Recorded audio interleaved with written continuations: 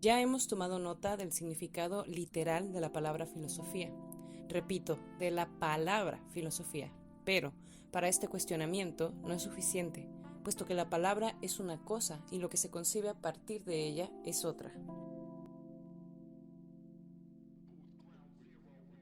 Algo que puede ayudarnos a tener una idea más amplia de lo que la filosofía implica esencialmente es pensar en todas las ramas y disciplinas que de ésta se desprenden. Por ejemplo, formalmente existen las disciplinas filosóficas que en el ámbito académico son fundamentales.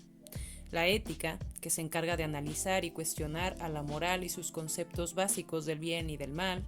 La lógica, que se encarga de estudiar las estructuras de nuestros pensamientos y sus relaciones.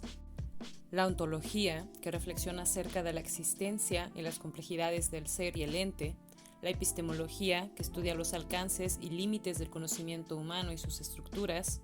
La estética, que se encarga de analizar el concepto de lo bello y el resto de juicios estéticos en relación al arte y las percepciones sensoriales. Y no conforme con esto, en el ámbito académico se contemplan campos más específicos de reflexión filosófica, como por ejemplo la filosofía de la música, filosofía del cine, filosofía del arte, filosofía de la cultura, filosofía del lenguaje, filosofía de la historia, etcétera, etcétera. Así que la filosofía, como disciplina académica madre y como concepto, abarca muchísimas disciplinas diversas y muchísimos conceptos distintos. ¿Por qué resaltamos esto? Pues bien, un breve contexto para responder a esta anterior pregunta. En la antigua Grecia existe un periodo en la percepción lineal de la historia de la filosofía, identificado como el periodo de la filosofía presocrática. Y sí, presocrática porque hace referencia a los filósofos y pensadores que existieron antes del famoso Sócrates. Pues bien, los filósofos presocráticos tenían como preocupaciones fundamentales cuestiones referentes a la cosmología, los principios y las sustancias del universo, así como las leyes de la naturaleza, que eran objeto de sus casi totales contemplaciones y reflexiones. Podríamos decir que disciplinas como la biología, la física y mayor parte de las ramas que derivan de las ciencias naturales modernas, en un principio fueron inspiraciones de carácter meramente filosófico. Y bueno, ya tomando en cuenta la aparición de Sócrates en dicha línea del tiempo, a partir de este sujeto y el pensamiento que se desborda a lo largo del resto de la filosofía griega, las preocupaciones filosóficas se centran en el individuo y su papel de sujeto.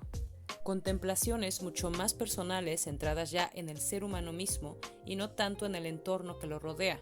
A partir de esa ruptura marcada por Sócrates y sus contemporáneos Platón y Aristóteles, se genera un análisis esencial ya no concentrado en analizar el espacio donde se desenvuelve el ser humano, sino en cómo se desenvuelve con los demás y con él mismo. Podríamos decir que, al menos en lo que concierne al desarrollo del conocimiento occidental, es gracias a estas nuevas concepciones filosóficas que más adelante, por ejemplo en etapas como el Renacimiento y la Ilustración, se establecen y fundamentan los orígenes de reflexiones que hoy en día se analizan a través de un carácter antropológico, ético, sociológico, cultural e incluso pedagógico. Habiendo hecho estas notas, podemos concluir y atrevernos a decir con toda libertad que en gran medida los conocimientos en los que se apoya el ser humano para interpretar, comprender e identificar y reconocer los diferentes elementos y aspectos que conforman su realidad han sido en un principio inspiraciones del tipo filosófico.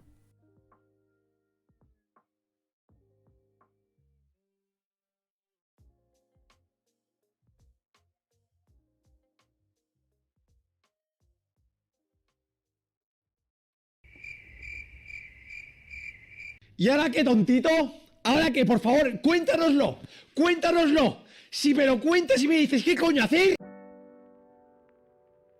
Te estarás preguntando, bueno, ¿y a mí de qué me sirve que me digas todas las áreas que puede llegar a abarcar la filosofía y sus reflexiones si no me dices qué es lo que tengo que hacer con ellas, para qué me sirven, cómo las uso en mi día a día para sacarles algún provecho? Pues bueno, yo te hice una advertencia al inicio de la primera parte de esta cápsula.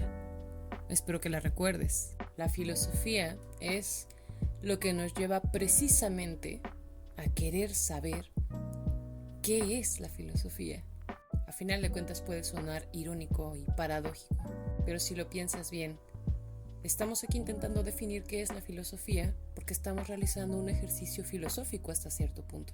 Y de ahí pueden seguir brotando más preguntas, más cuestiones, más reflexiones. Y si no encontramos respuesta, ¿cuál es el inconveniente? No hay ningún inconveniente.